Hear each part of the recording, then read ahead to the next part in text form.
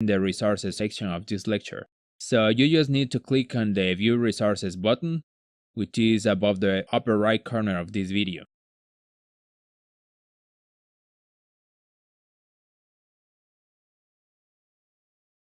Once you get to the page, you will probably get a page like this one asking you to accept cookies. The page needs them to work properly, so go ahead and click on Agree and Proceed. As usual, you have to accept the license agreement. Now scroll down to the Downloads links. If you are using a 64-bit version of Windows, you can download the installer that includes the Java Development Kit or JDK. I will download the one that doesn't include the JDK just to show you how to proceed in case you are running 32-bit Windows. So click on Download and log in with your Oracle account.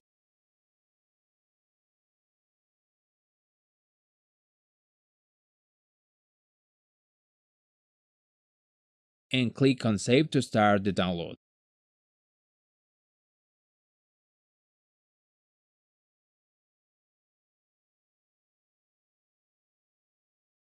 When it finishes, go back to the previous page to download the JDK.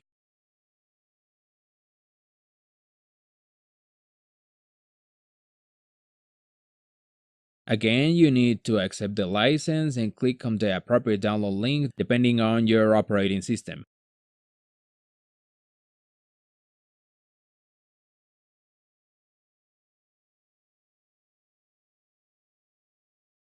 Click on Save and wait.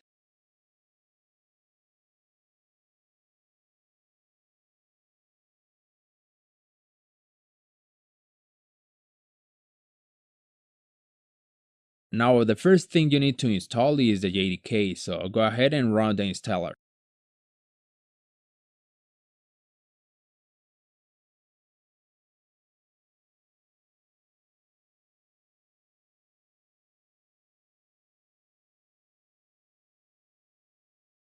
If you are on Windows 8 or above, it will ask you to allow the installer to run. To continue, click Yes.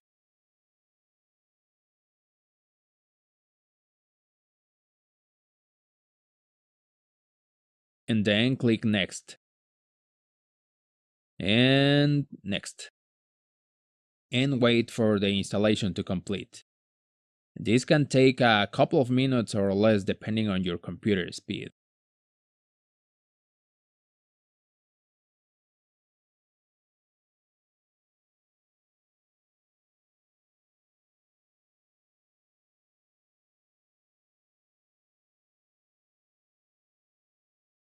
To accept the default destination folder, click Next.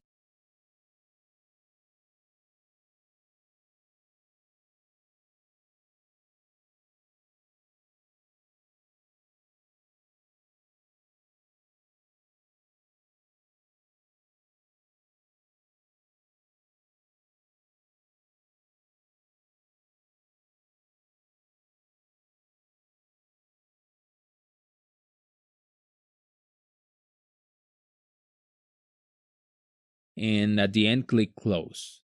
You now have the JDK installed and are ready to install SQL Developer. Actually, SQL Developer doesn't need to be installed.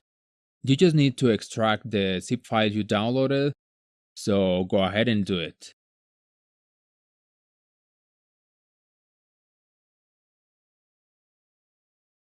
I'm going to extract it into my downloads folder and I'm going to change the folder name, but you can choose a different location and name if you want to.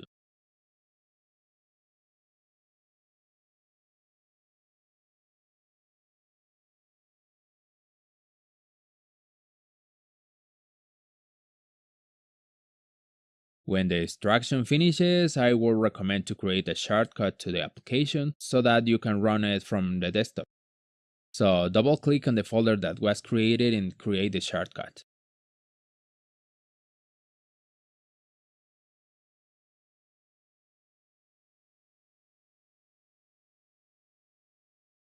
Now go ahead and run it. When it runs for the first time, it will ask you for the path where the JDK was installed. So I'm going to click on the Browse button and navigate to the JDK location.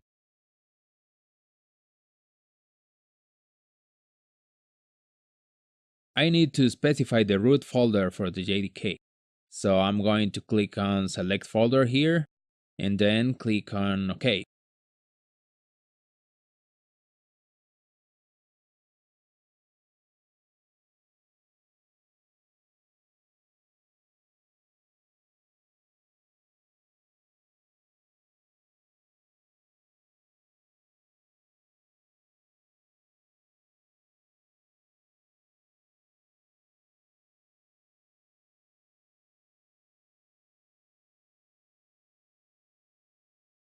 I usually don't like applications to send usage statistics, so in this dialog I'm going to clear this checkbox and click on OK. And with this, you have Oracle SQL Developer configured and ready to be used to access your database. Great!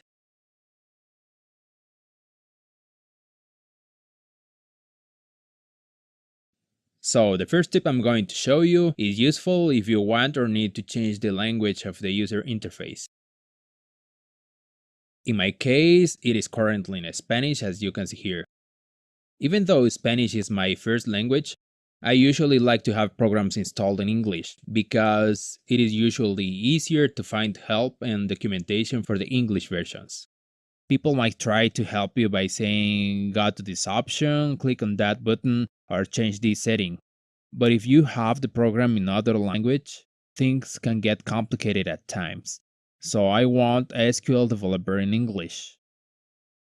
So to begin, I need to close it if it is running and go to the installation folder. To do that, I'm going to right click on the shortcut and click on Open File Location.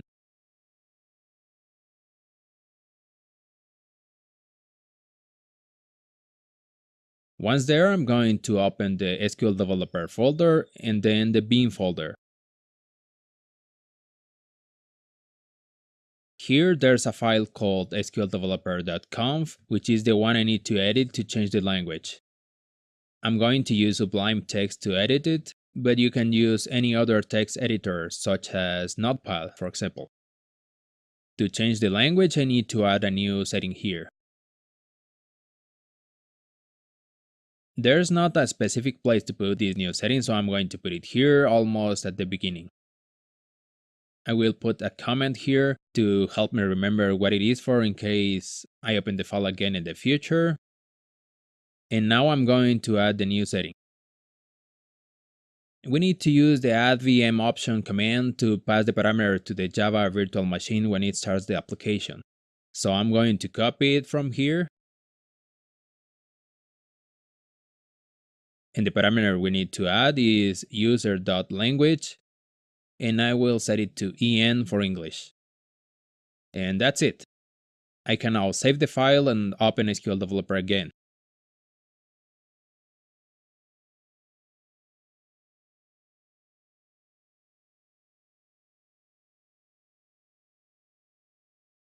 And yes, it is now in English.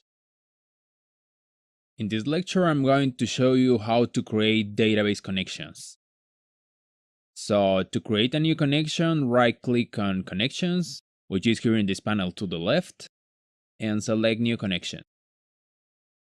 On this window, you have to give the connection a name, which I'm going to call sys, but you can name it however you like. For this connection, I'm going to use the sys user, so I'll go ahead and type sys and enter the password. Here, there's an option to define a color to identify this connection. If you are working or planning to work with more than one database, you should really use this option to minimize your chances of confusing them and making critical mistakes. I have seen people mistakenly delete data from production databases, thinking they were doing it on their test one. And believe me, you don't want to be in that situation. So, please, always set the connection color.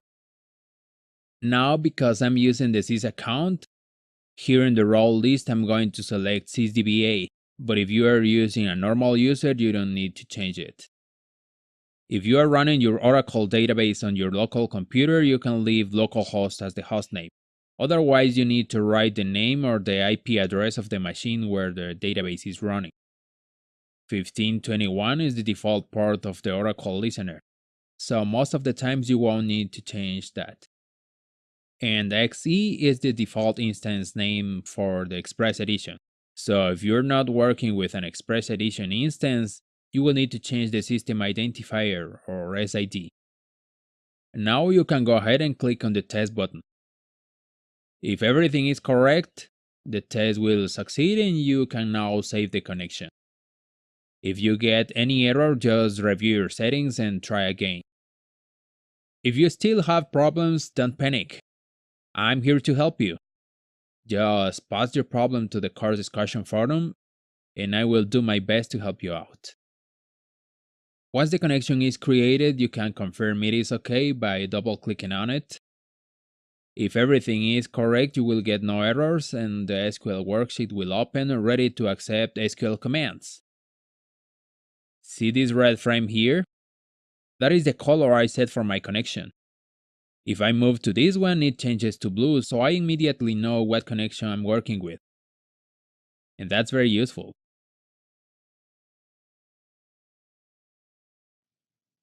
SQL Developer is a very powerful tool. As you may have noticed, it includes many features you are probably not planning to use, at least by now. And even if it is not noticeable, loading all those features has an impact on the application startup time and its performance.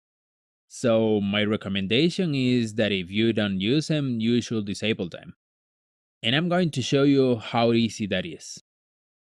Here in the Tools menu, click on Features, and you are going to see that there are several feature groups here.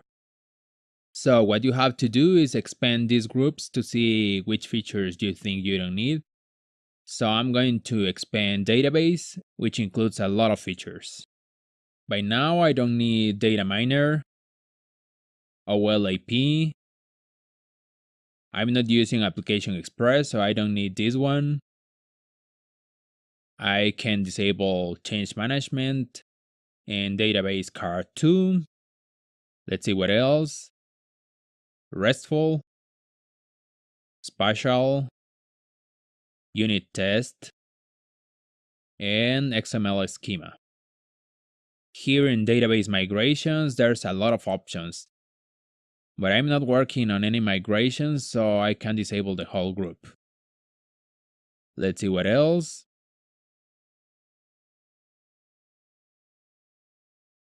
I'm not doing any version control for the things I do here, so I should be able to disable it. But for some reason, Data Modeler depends on Subversion, so I will have to leave it enabled. Okay, so I just need to apply my changes. And as you can see, a restart is needed, so let's click on Yes.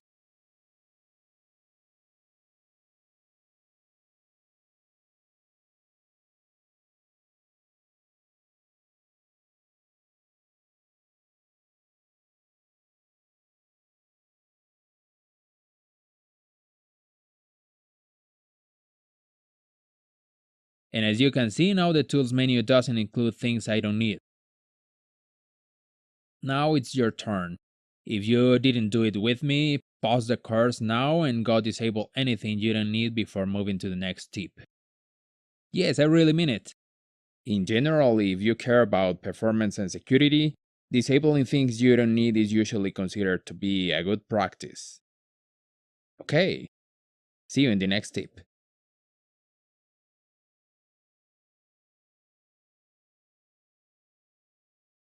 Now, how do you execute commands? It's also very easy. I'm going to run a very simple select statement here just to show you how to execute commands. There are actually two ways to do it. The first one is by using this toolbar we see here at the top. You don't need to mark the command text. Just make sure that you are positioned on a line that is part of the command you want to run, and then press the play button. And by the way, commands must end with a semicolon. The other way to execute a command is by pressing Ctrl Enter. I always use this method because it is more efficient to do things on the keyboard than having to move your hand to grab the mouse and click on the button. Now let's see how to run a script. But what is a script? When you have a group of commands or instructions that you want to execute in one run, that is, without you having to execute them individually, that is called a script. I'm going to add a second command here so that we have a script.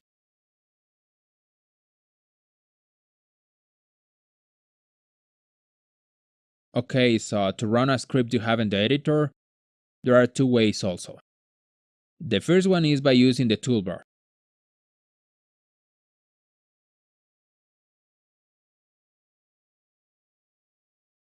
As you can see, both statements were executed, and we have the results of both commands here in the script output. The second method to execute a script is by pressing the F5 key. And that is the one I use because, again, for me, it is more efficient to do things on the keyboard.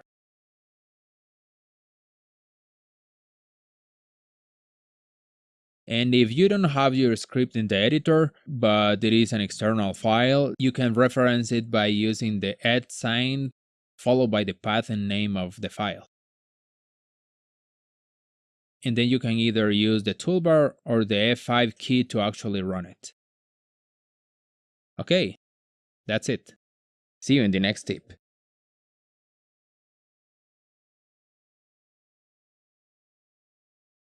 I'm going to show you something here.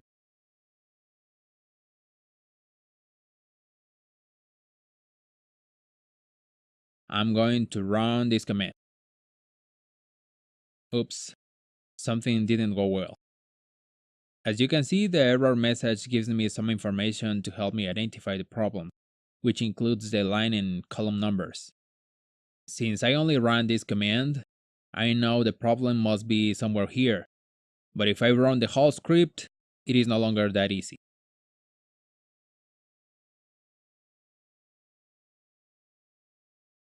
I can see the line number I'm currently at here, but that doesn't really help much. But there's a section here that is called the line gutter, and if I right click on it, there's an option to toggle line numbers. As you can see, now I have line numbers here, and it is much easier to investigate errors.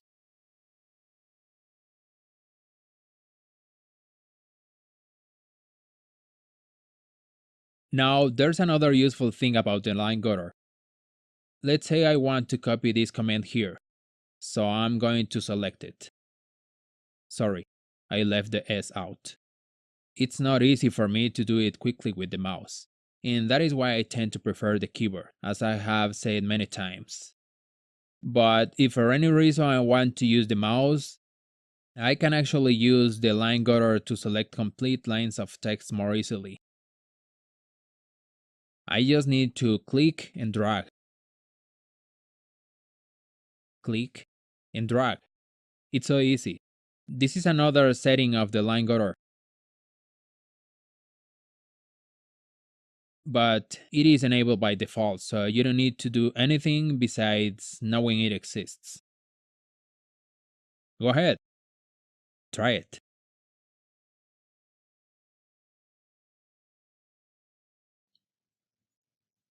When I write SQL code, I usually do something like this.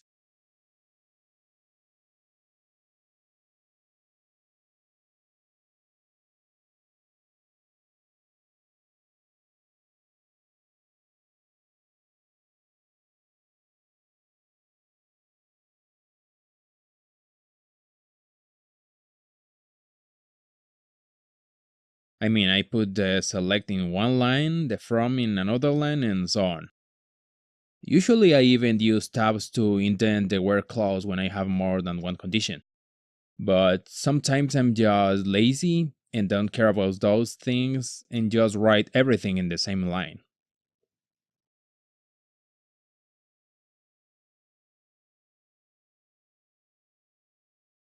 Also, I sometimes end up switching between upper and lowercase without noticing it, and one command looks very different from the other one. Fortunately, SQL Developer has an auto-formatting feature which is activated by pressing Ctrl F7, and by default formats everything you have in the editor.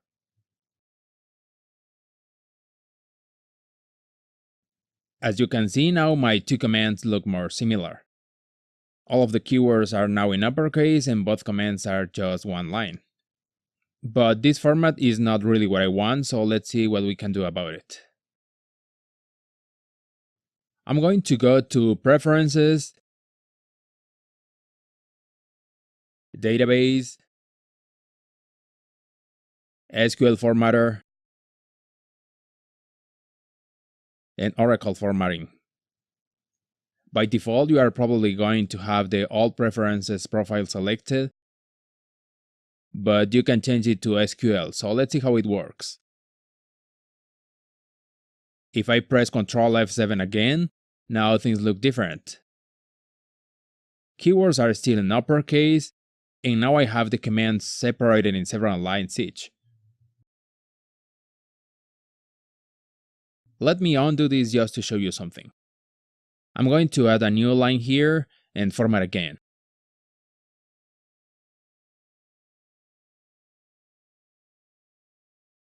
As you can see, I lost the blank line I just added. Also, it separated the commands in too many lines and I don't really like it. So let's undo this again and see what else we can do about it.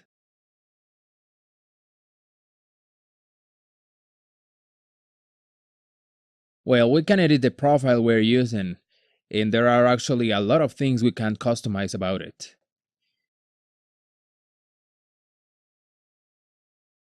Here I can change alignment options, indentation. Here I'm going to tell it to indent ends and ors because that is what I like to do.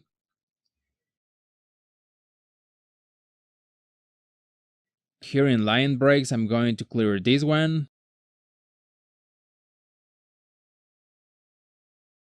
What else? I don't want it to remove my blank lines, so I'm going to change this to preserve existing.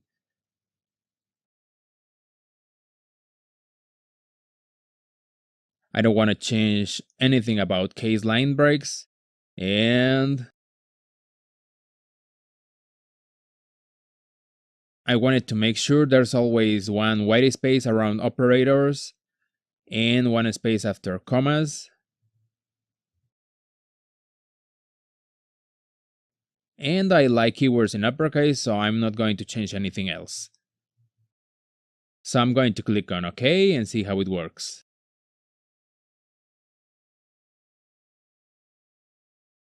Good. Things look very similar to what I would have done, so I'm happy with it. Now, one final thing. As I mentioned earlier, it formats everything by default. But if that is not what you want, you just have to select the code you do want to be formatted and press Ctrl F7, and only that code will be affected. Okay, if you are writing code that will only be run once, you might just don't care about formatting it. But if you are writing code that will later be part of a script or an application, or if you are doing this as an assignment or homework for college, or maybe you are applying for a job, then you should really pay attention to it and take advantage of this formatting feature. Okay, see you in the next lecture.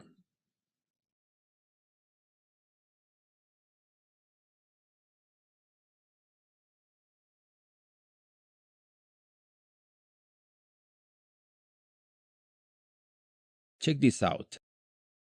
I have this command and I have this result. Here you can see there are several cells that show the word null. You may already know that, but that is not really what I have stored in the database. Null means the lack of a value. It is not an empty string, it is not a white space, and it is not zero. Null means that there is no value, so its value is unknown or undefined. Now, nulls are actually very important, and having them displayed the way we have them here doesn't really help to differentiate them from cells that have actual values. So this tip is about making nulls display in a special way so we can easily recognize them. I'm going to open the preferences window again, and in the database section, I'm going to select the advanced option. And once there, I'm going to select a different background color from the list. I'm going to select light gray.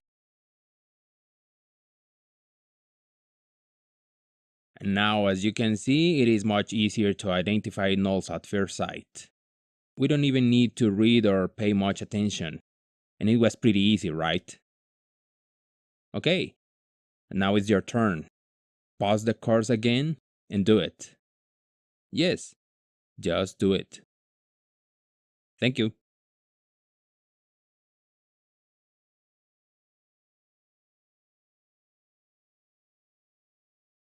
If you have run any command here on the worksheet, you probably already noticed this. I get my results here, and if I run another command, the results are again here, so any command I run by default overrides the results from the previous one. That is just what I need in most cases, but sometimes I want to preserve some command's results. And I'm going to show you the different ways we have to do it. The first one is by pinning the results with this button here. When I do that, the results from the next command I run will be displayed in a different tab, and my previous results are still there. And I can do it every time I need to keep the results from a query.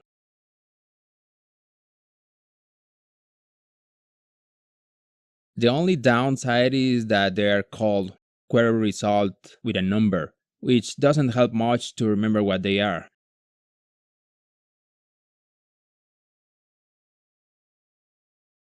I can see the SQL when I hover the mouse, and I can also see it if I click on SQL, but that's not really very efficient. I'm going to unpin this,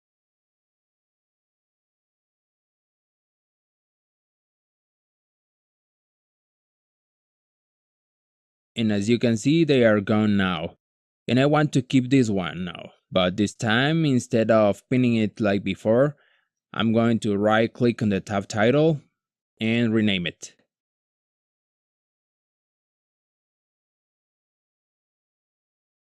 And I'm gonna do the same with this one.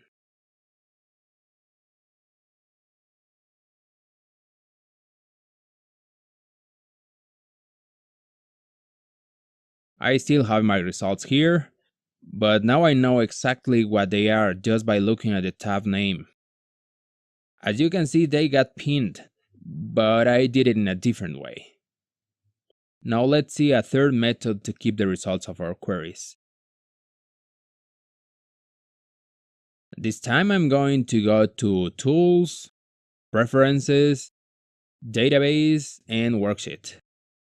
Here there's an option to show query results in new tabs, so I'm going to check it to show you how it works.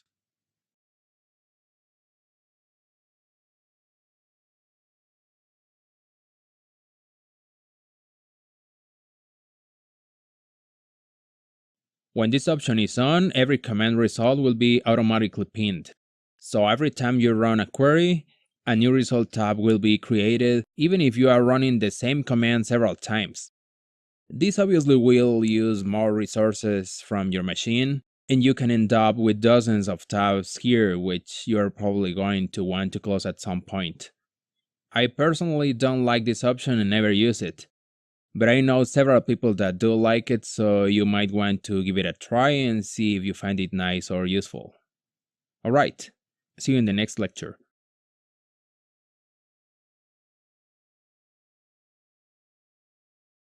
In this tip, I'm going to show you how you can export data from SQL Developer. Let's say I want to export this result. One of the ways I can do it is I can select the cells I'm interested in and press Ctrl C to copy. and then go to some other program such as Excel, for example, and paste it with Ctrl V. But the problem with this method is that I get the data, but I don't have the column headers, so I don't know what is what.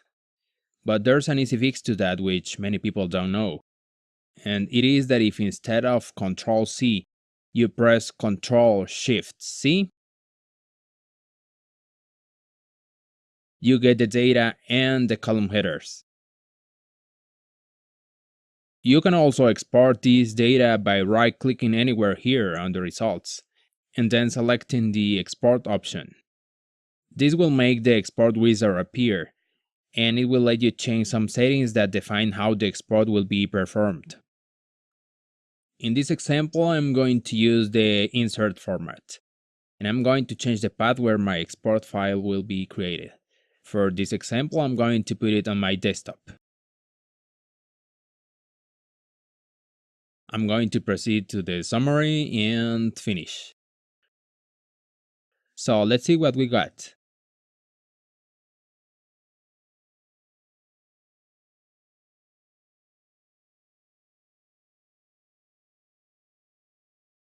As you can see, this option generates an insert for every row in the results set we exported, which can be very useful in some cases.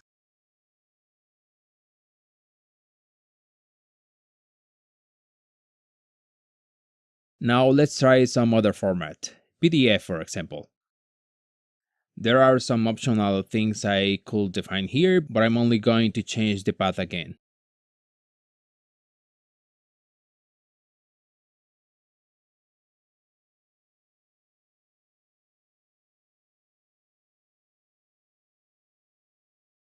Let's see what we got this time.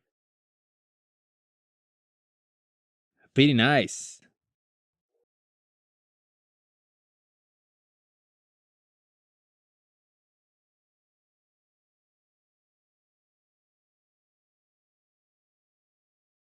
How about HTML?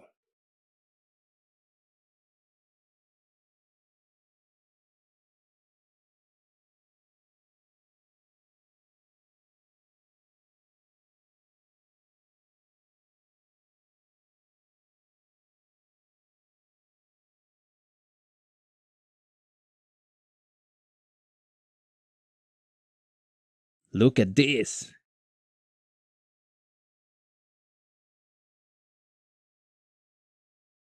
Isn't that cool?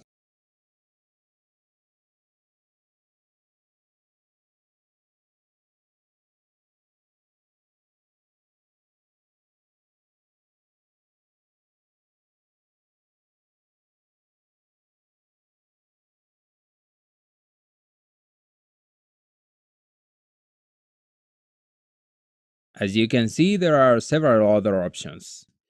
You can create Excel files or generate XML or JSON or use any other of the available formats. Now let me show you something. I'm going to add a short comment here, and I'm going to run it, but not as a statement, but as a script. Take a look at this.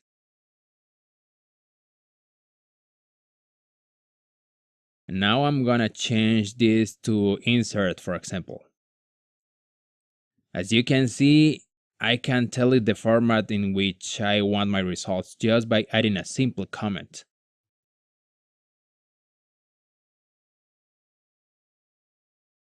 Check this out. It is a complete HTML document, which is awesome. Well, at least to me it is. And if you want to write it to a file, you can use the spool command, which might be known for those who have used SQL Plus before SQL Developer.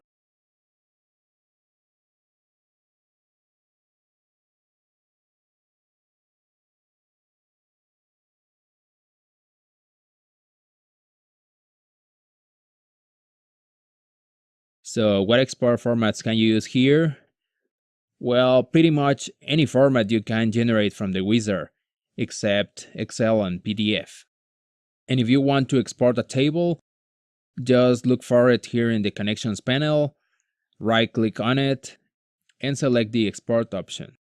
Here there are some settings that are similar to the ones we saw before, but you can also decide whether you want to export the table creation script or DDL and the data.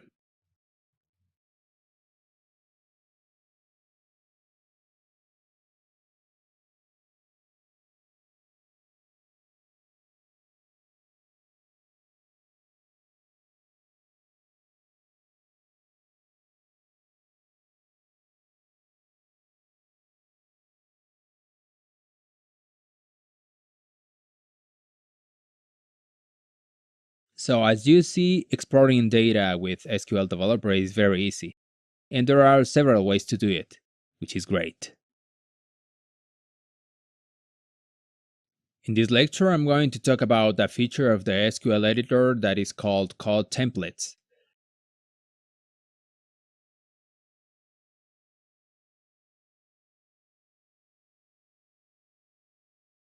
I use the search box here, but you can find it under Database, SQL Editor Code Templates.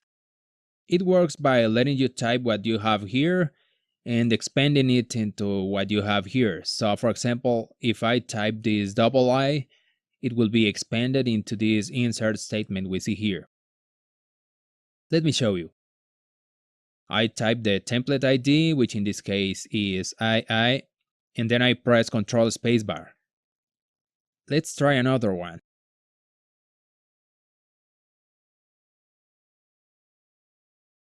SSF, for example, for the very commonly used select star from table.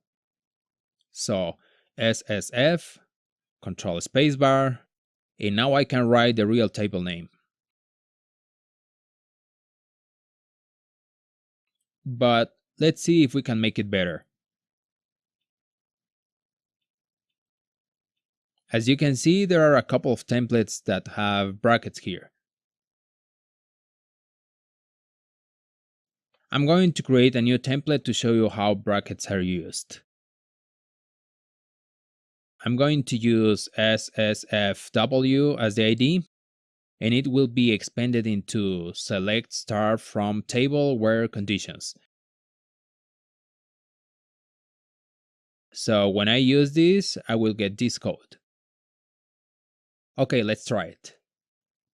SSFW, Control Spacebar, and look, I still need to replace table with my actual table name, but it is already selected, so I can just start typing or selecting my table from the list without needing to do anything else.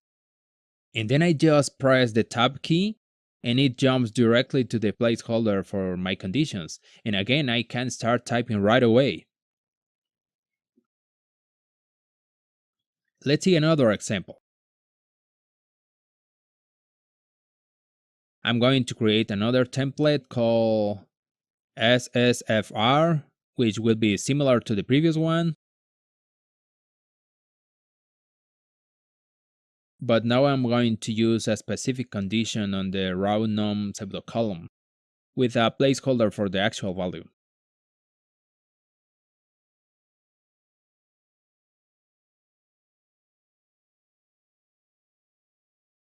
So SSFR cut 5. As you can see, this feature can really help you write code faster if you have certain type of commands you use frequently. Okay, now don't wait until you finish this course. Press the pause button now and think of the commands you use more frequently and proceed to create templates for them. You will be writing code faster in no time. Okay, pause now. There's another feature that is somehow similar to the code templates, which is called snippets. Snippets are code fragments that you can use if you don't remember the syntax of some function or SQL construct you don't use very frequently, or if for any reason you don't want to write it yourself. Maybe you are just feeling lazy.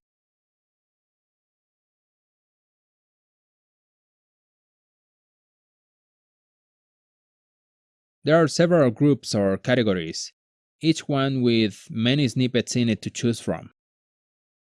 To use a snippet, you just have to click on it and drag it into the editor.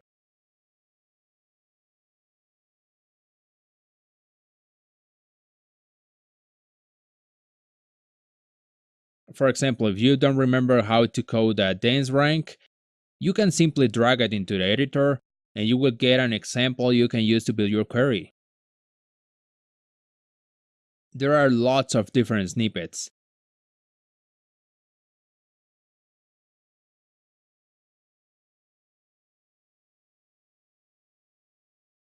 Some of them more complex than others. For example, this cursor snippet is a complete PL/SQL block that includes all the operations you will typically want to do with a cursor.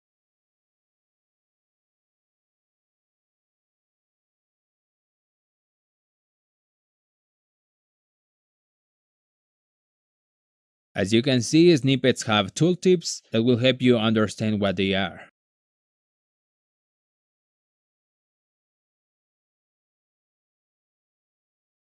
And there are even snippets for database administrators, such as these ones related to flashback features.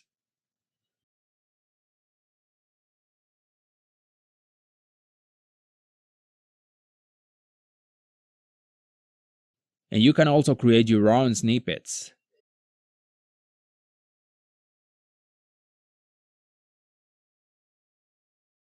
So, this is another feature that can be really helpful. But some other SQL developer features, it's sometimes overlooked.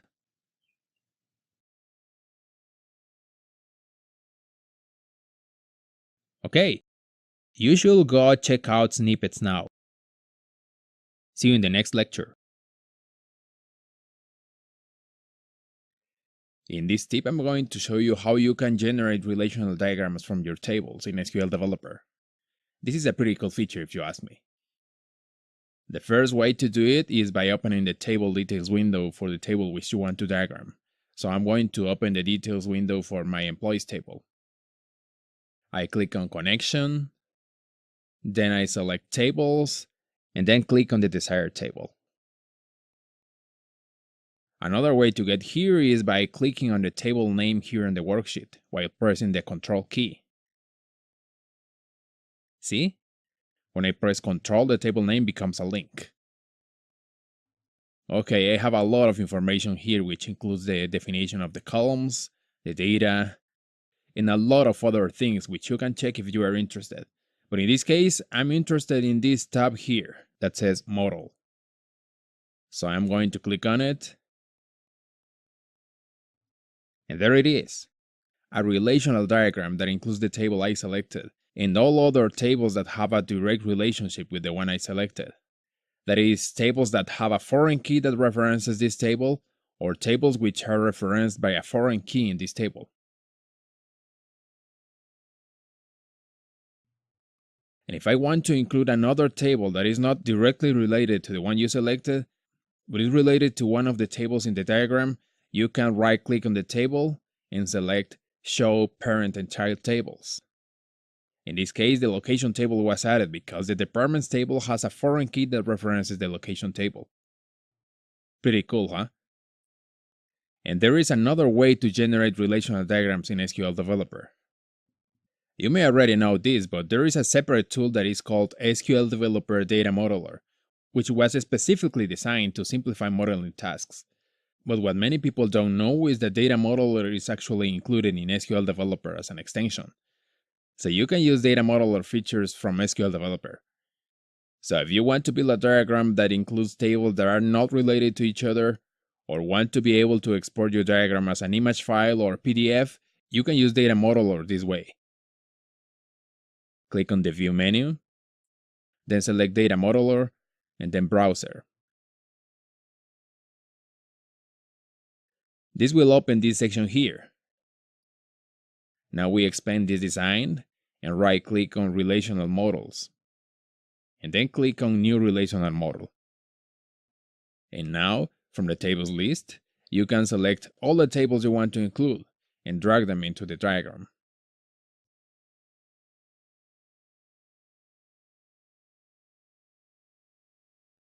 And there you have your diagram, which includes the tables you selected even if they were not related to each other. And if you hold Control while dragging the tables into the model, it will include the related tables as well, even if you didn't select them from the tables list. For example, I could select only this table, but if I hold Control while dragging it, it will include these other tables too, which is also very useful.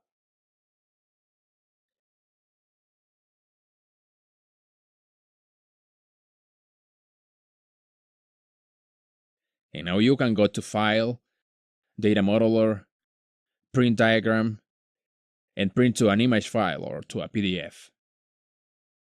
This can be very useful if you document your designs.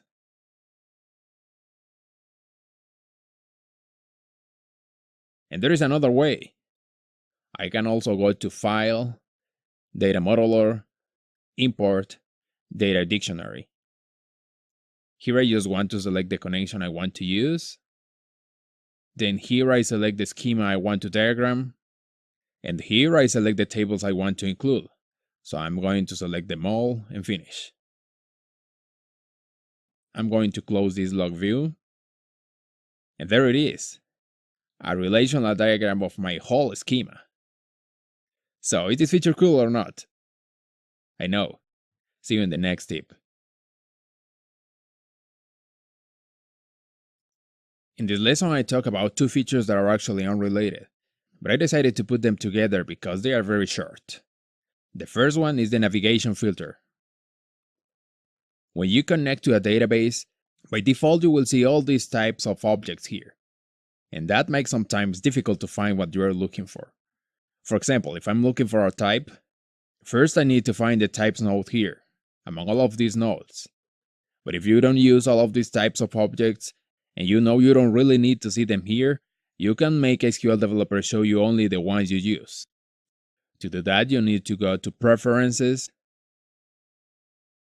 Database, Navigation Filter. Once there, you need to select this checkbox to enable navigation tree filtering. And then you can unselect the things you don't want to see. For example, if I only want to see functions, procedures, packages, and types, I can unselect everything and then mark only those nodes.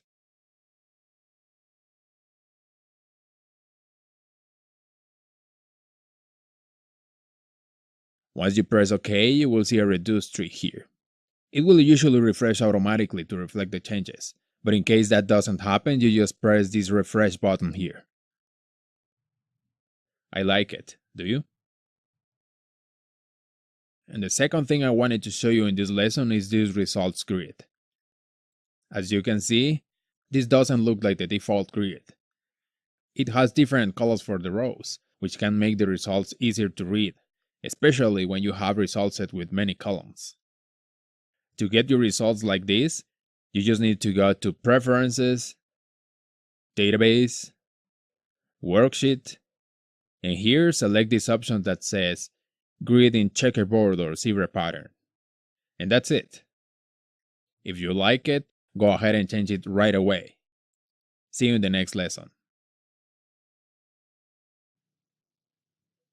This lecture includes several short tips. I decided to put them together because they are very short and changing lectures every few seconds might not be the most pleasant experience for you. So let's take a look at the first one. SQL Developer keeps a record of the commands you run in what is called the SQL history. To view your history, you can simply press the F8 key or use the View menu and then selecting SQL history. You can use this box to find your commands more easily.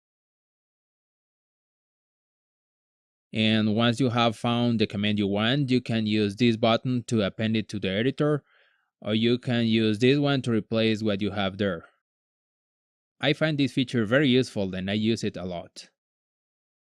Next tip. You might remember that we used the Control spacebar key combination in the Code Templates lecture. This is actually the autocomplete key combination.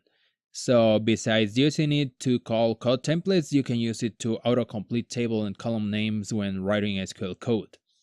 If there's only one match, it will autocomplete it immediately.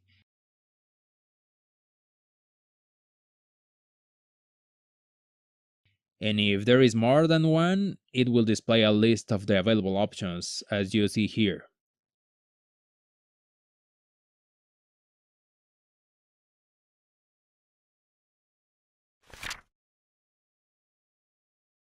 You may also remember that we can use the line gutter to see line numbers.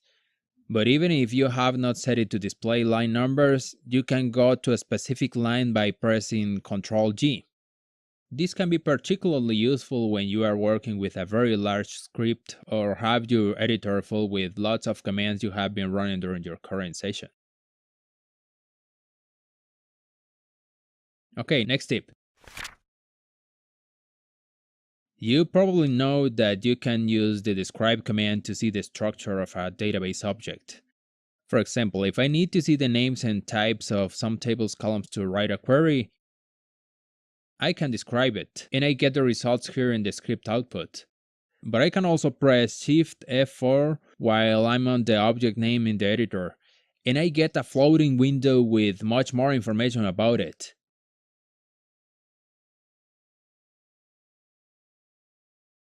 Which I can keep open while I continue writing and running my queries.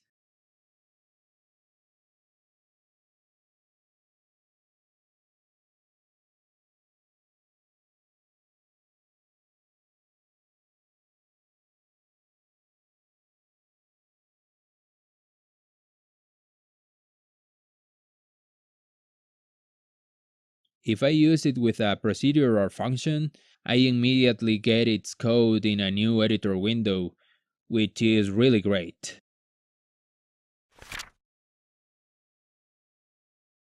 There's most likely going to be a time when you have more than one editor worksheet open and you want to switch between them. If you are like me that prefer to do things with the keyboard, then here is how you can do it. You can move to the editor worksheet that is to the left by pressing Shift F5. And you can move to the right by pressing Shift Alt F5.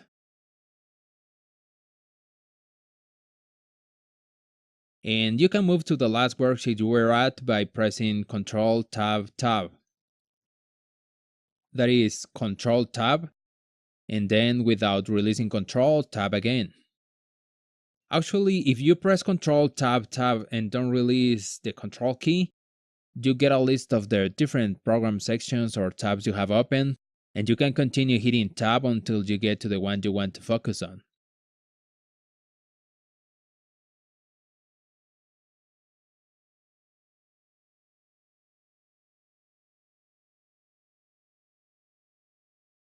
So there you have it, a quick and easy way to switch between tabs using the keyboard.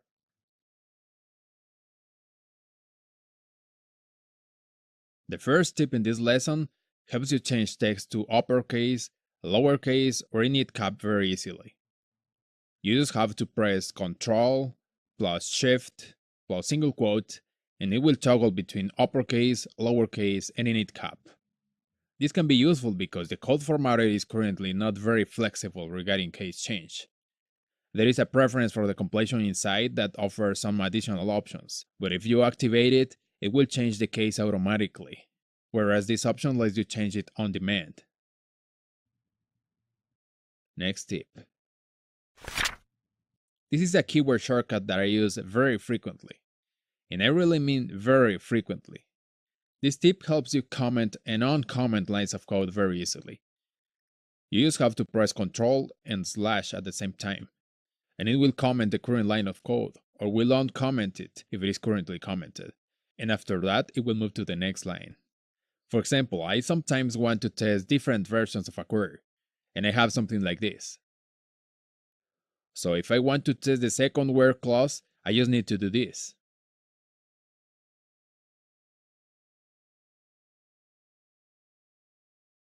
And you can also select more than one line of code and comment or uncomment them with a single action. Pretty easy, right? Okay, next tip. I know I have already said this more than once, but I prefer to use the keyboard instead of the mouse whenever I can. But one operation that made me use the mouse before I was made aware of this shortcut was when I needed to copy data from the results grid and then continue writing and running commands. I had to click here on the results and do whatever I wanted to do there, and then click here on the editor again to continue writing code. But it turns out that there is also a keyboard shortcut to navigate between those areas. To go to the results grid, you just have to press Alt and page down. And to go to the editor, you have to press Alt and page up. And that's it. So I can write a query and run it, then hit Control page down to copy the results, then go somewhere else to paste them, and then after getting back to SQL Developer, just hit Control page up and continue writing code. All of this without needing to use the mouse at all, which to me is pretty awesome. I feel very efficient when I do things like this. See you later. In this lecture, I'm going to show you something that is not new, but many people don't know, and is actually pretty cool. This is probably not something you are going to find particularly useful for your job or your learning process, and that's why I put it here in this extra section. But you are most likely going to like it, and if you are creative, you might find some pretty cool uses for it. Okay, let's see what I'm talking about.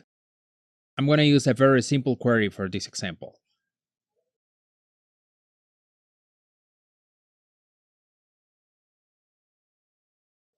Okay, now I'm going to add something here.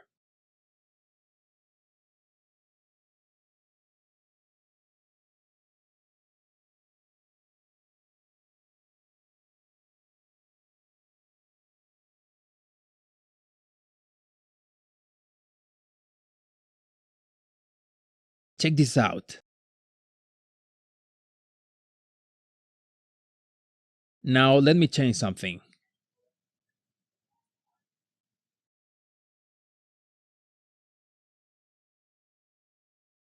As you can see, it is not like it displayed bigger just because I used HTML. It's actually interpreting my HTML code. Now this part, although it's actually needed to structure the HTML code correctly, you can take it out and it will still work. I use this, but you can also do something like this.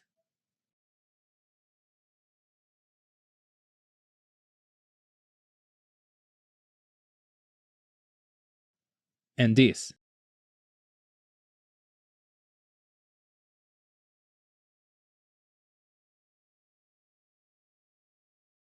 And even this.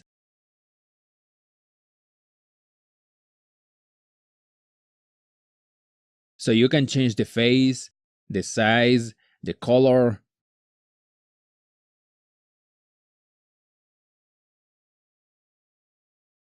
And not only that, you can even do something like this.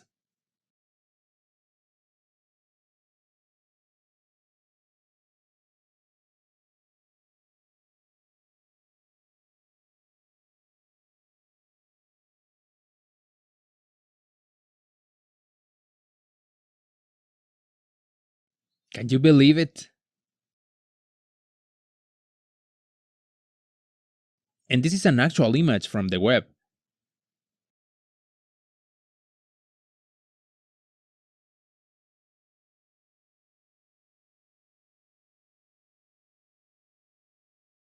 And now I'm gonna show you something else. I'm going to copy this code.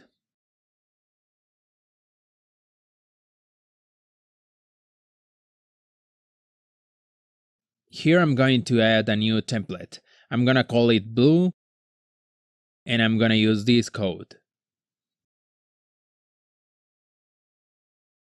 So select blue, control spacebar, table name.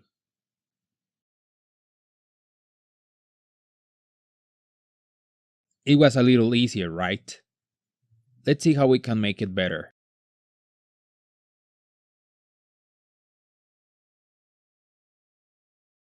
Here it is. I'm going to add this and this.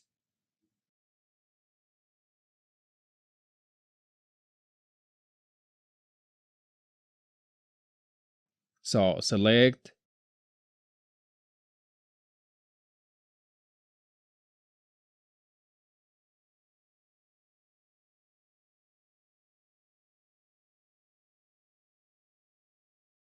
Oops, wrong table.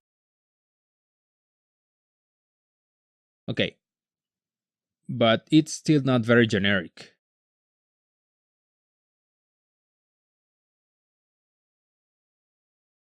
I'm gonna correct this one.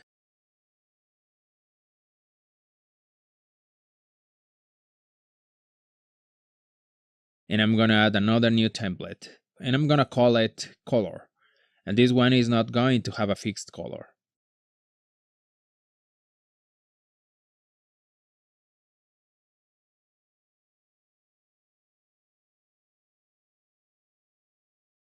So I can now do something like this. Select color, blue, color, green for example, from cat.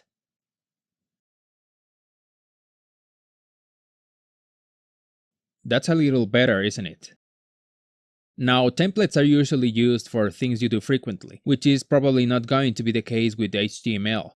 But I'd use the opportunity to mix them here so that you can get an idea of how you can mix features to simplify and do cool things.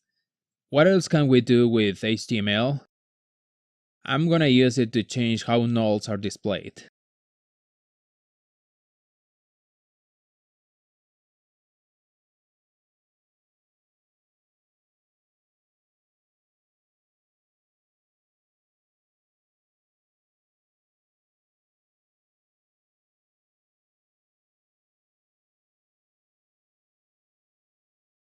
Let's try it. Select star from...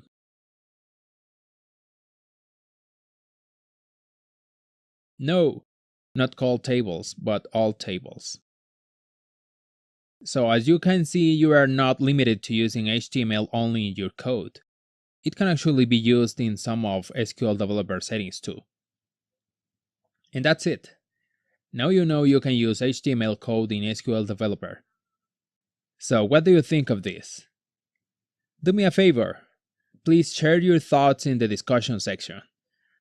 I would really like to know what's on your mind right now about this, and if you think you are going to use it for something someday. Great! Thanks for watching.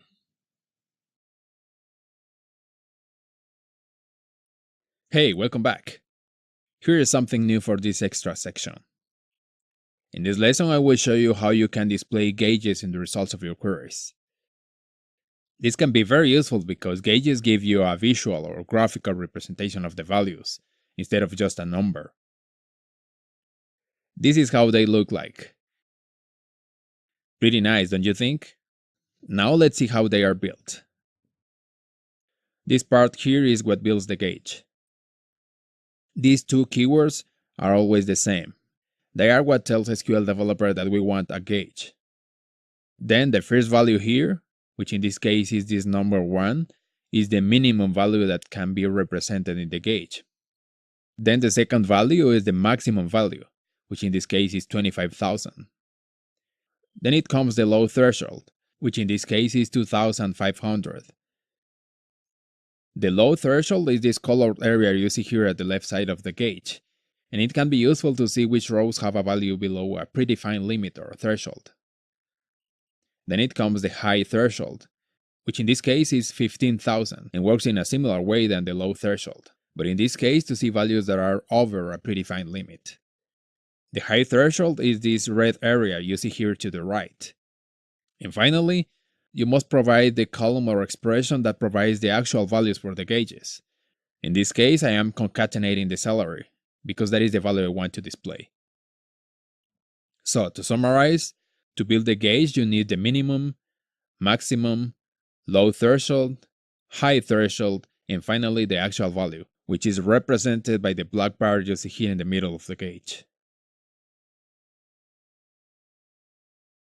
Okay, just in case you are wondering, as you can see, this is a string, which means that you could build it dynamically, based on the values stored in your database.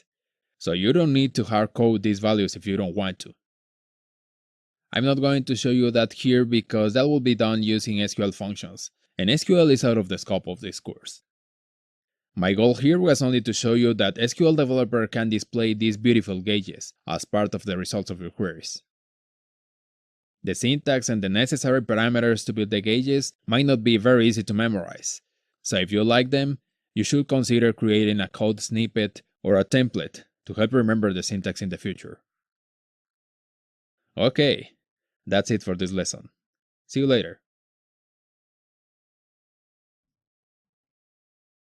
Hey, welcome back. In this lecture, we are going to download and install the database system. The Oracle database can be installed on Windows or Linux only. In this lesson, I will show you the installation process on Windows, but doing it on Linux is also an easy task. I have included a link to the official downloads page in the resources section of this lecture, so click on the resources button and then click on the download link. Once you get to the site, the first thing you need to do is to accept the license agreement. And then you need to select the appropriate download for your operating system, which can be Windows 64 bits, Windows 32 bits, or Linux.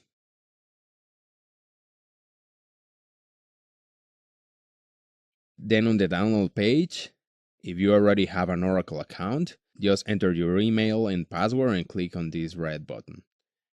If you don't have an account, just click on the Create Account button to create one for free.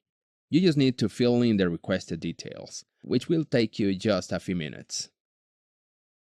When prompted, make sure to save the download and wait for it to complete. I didn't include the whole download process here, as there is no point in showing you that in the video. So please pause the video now and unpause it when your download finishes. See you later.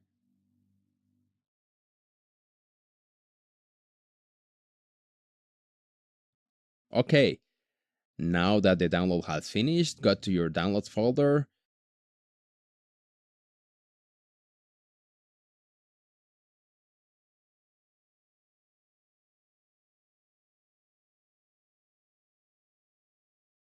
Extract the zip file and run the installer.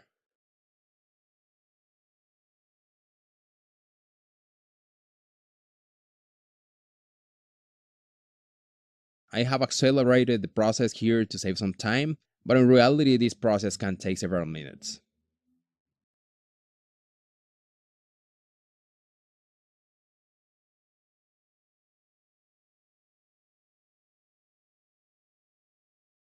We will install the Express Edition version 11G because Oracle has not released an Express Edition for version 12C yet.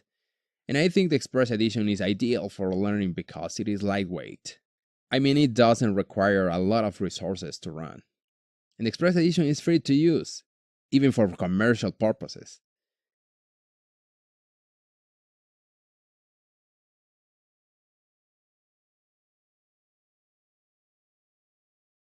You could legally use the standard edition for educational purposes too.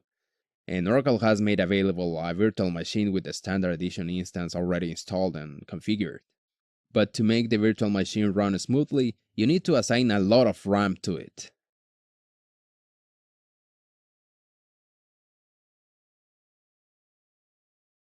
I have a virtual machine with an Express Edition running very well with less than 2 GB of RAM. But I tested the virtual machine of the standard edition with 4 GB, and it was still slow.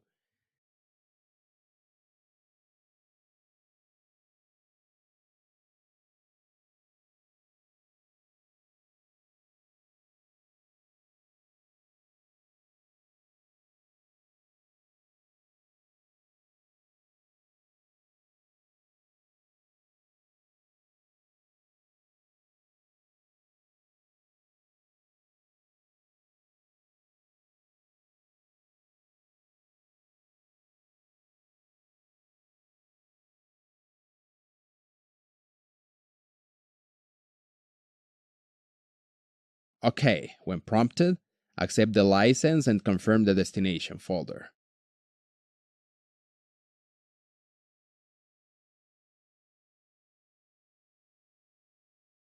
In my case, I accepted the default location.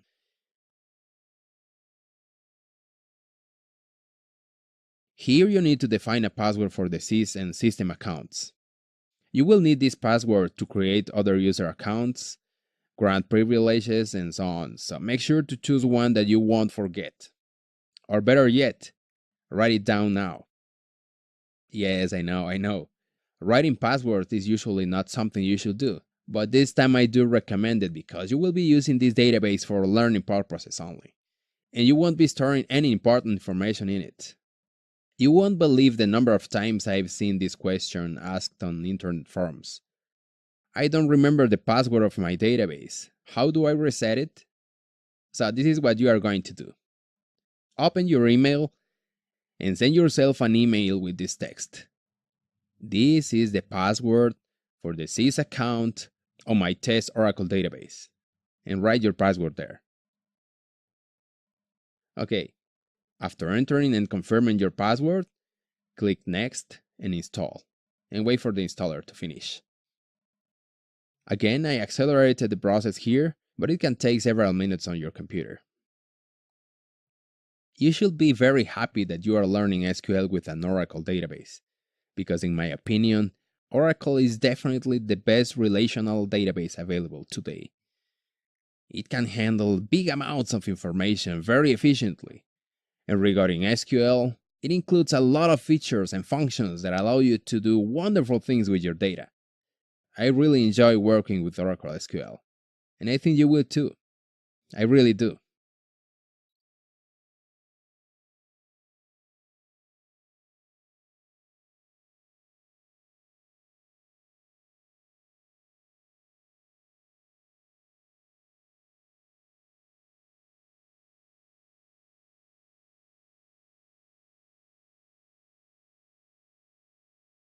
Okay, now that this has finished, you have a new shortcut on your desktop, which opens a very simple database administration tool.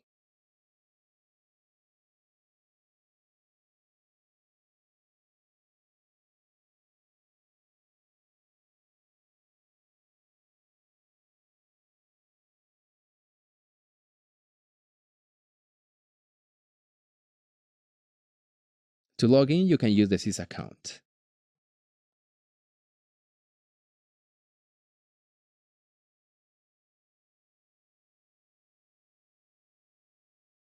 The tool offers some information about storage, sessions, and database parameters.